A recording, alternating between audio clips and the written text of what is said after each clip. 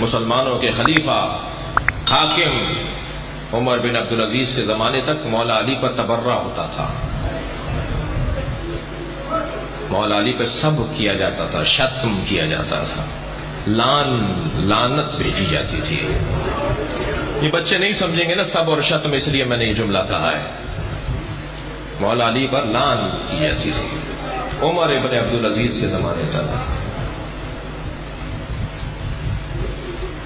عمر ابن عبدالعزیز چھوٹا سا ہے، اپنے بچوں کے ساتھ، اپنے ساتھی بچوں کے ساتھ کھیل رہا ہے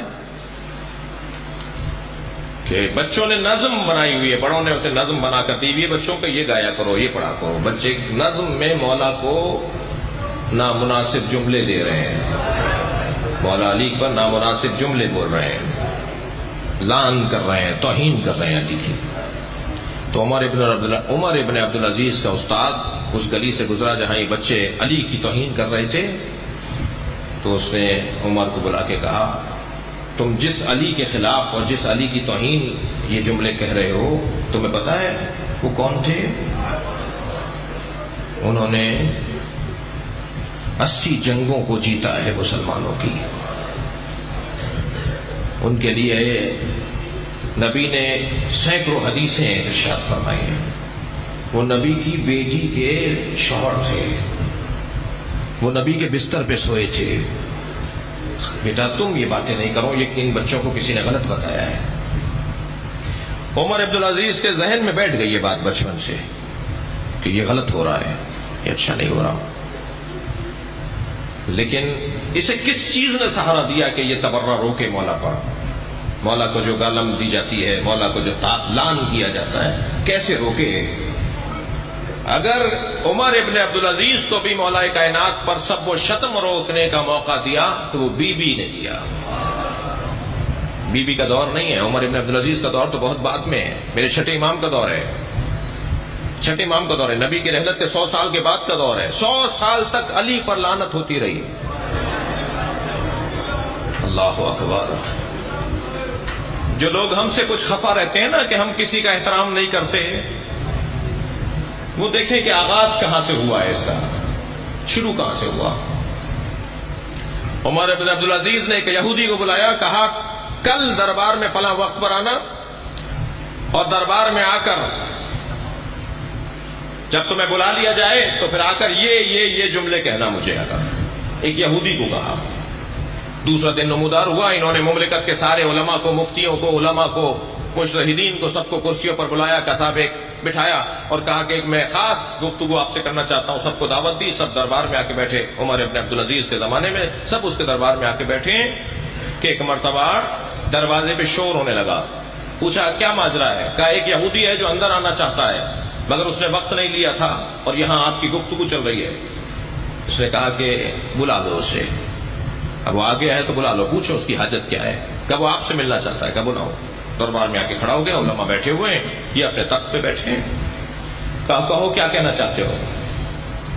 کہا امیر تم عادل ہو، منصف ہو، بردبار ہو، سمجھدار ہو، غصہ نہیں کرتے؟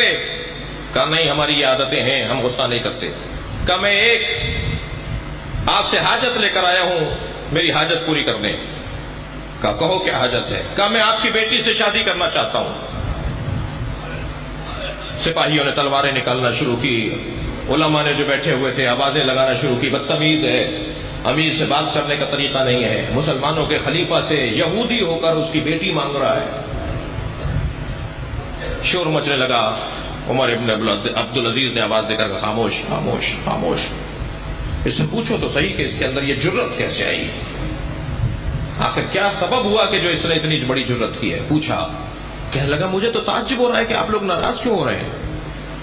میں نے آپ کی بیٹی کا سوال کیا ہے تو آپ ناراض ہو گئے. سارے مسلمان نبی کی بیٹی کے شوہر پہ لعنت کرتے ہیں.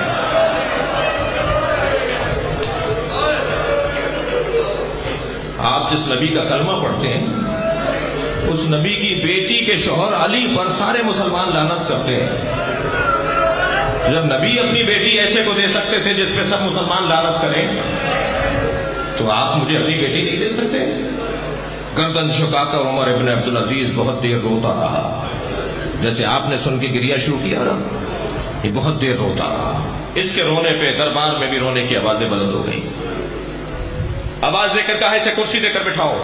پھر علماء سے مخاطب ہو کر کہا کہ اس کا جواب ہے تمہارے پاس؟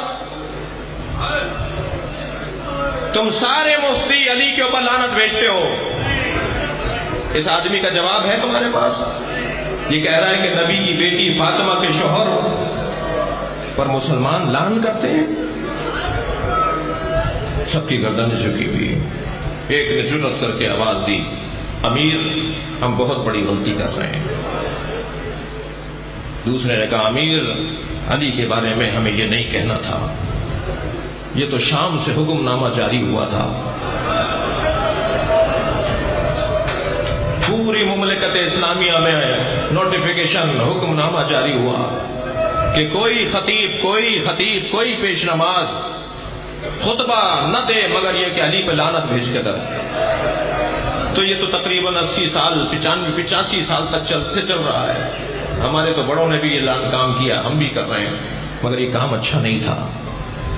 کہ بس پھر سب متفق ہو تو حکم نامہ جاری کرو کہ علی پر آج کے بعد کوئی بے ادبی نہیں کرے گا. میں آپ سے پوچھوں کس نے علی کا دفاع کیا؟